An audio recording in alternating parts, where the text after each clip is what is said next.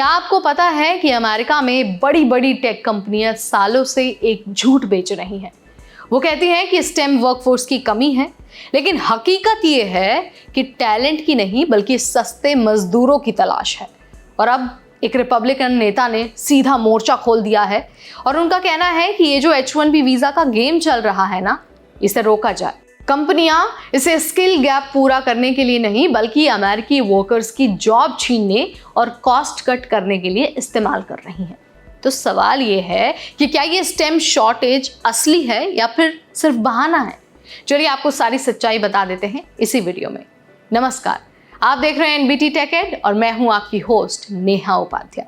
तो भाई, कंपनियों का नैरेटिव क्या होता है? नैरेटिव बिल्कुल साफ है। वो कहती हैं कि टेक्निकल फील्ड्स में टैलेंट नहीं मिल रहा है, इसीलिए हमें इंडिया और दूसरे देशों से लोग बुलाने पड़ते हैं। लेकिन रिसर्च और डेटा ये कहता है कि स्टेम ग्रेजुएट्स की संख्या जॉब से कहीं ज्यादा है। मतलब लाखों अमेरिकी स्टूडेंट्स स्टेम पढ़कर निकलते हैं पर उन्हें उतनी नौकरियां मिलती ही नहीं है। यानी शॉर्टेज नहीं है बल्कि जॉब्स की कमी और कंपनीज की चालाकी है। कंपनियां टैलेंट की कमी का बहाना बनाकर बाहर से वर्कर्स बुलाती हैं। क्यों? क्योंकि H-1B वाले वर्कर्स को आधी पौनी सैलरी में काम कराया जा सकता है। H-1B का वैसे तो मकसद था कि अगर देश में कोई रेयर स्किल ना मिले तो बाहर से बुलाओ, लेकिन अब ये बन चुका है सस्ता लेबर इंपोर्ट करने का टूल।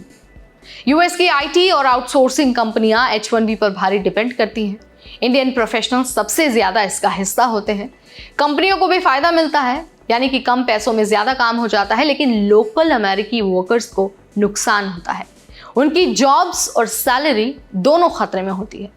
और यही वजह है कि अब ये पॉलिटिकल मुद्दा बन चुका है।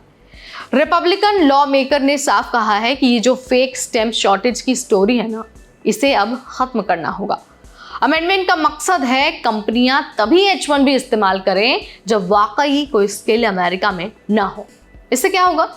जो अमेरिकन वर्कर्स हैं ना, उनको पहले मौके मिलेंगे, यानी कि जो अमेरिकी लोग हैं उनको प्रायोरिटी दी जाएगी। कंपनियों को मजबूरन लोकल टैलेंट हायर करना पड़ेगा। और उसके बाद क्या होगा? जो सैलरी प्रेशर है वो भी कम हो जाएगा। लेकिन टेक इंडस्ट्री टेंशन में है। क्यों? क्योंकि उसका मुनाफा तो H-1B पर टिका हुआ है। अगर ये अमेंडमेंट पास हो गया तो उसका कॉस्ट काफी बढ़ जाएगा। अब देखिए, सबसे ज्यादा जो H-1B वीजा है वो इंडियन प्रोफेशनल्स को मिलता है। अगर अमेंडमेंट सख्त होता है तो इंडियन IT प्रोफेशनल्स का US जाना मुश्किल हो जाएगा। मतलब इंडिया से टैलेंट आउटफ्लो कम होगा, लेकिन साथ ही उन लाखों लोगों के लिए झटका होगा जो अमेरिका जाने के सपने देखते हैं। तो ये मुद्दा सिर्फ अमेरिका का नहीं है, बल्कि इसका सीधा असर भारत पर भी पड़ सकता है और भारतीय IT प्रोफेशनल्स पर भी पड़ सकता है। तो वही साफ है, स्टेम वर्कफोर्स शॉर्टेज का नैरेटिव बिल्कुल झूठा है। असली खेल है सस्ता लेबर और कंपनियों का मुनाफा। तो मेरा सवाल आपसे है, क्या ये अमेंडमेंट पास होना चाहिए या फिर नहीं होना चाहिए? जो भी आप मानते हैं कमेंट के जरिए बता सकते हैं। इस वीडियो में फिलहाल इतना ही। Till then, this is me Neha Upadhyay, signing of.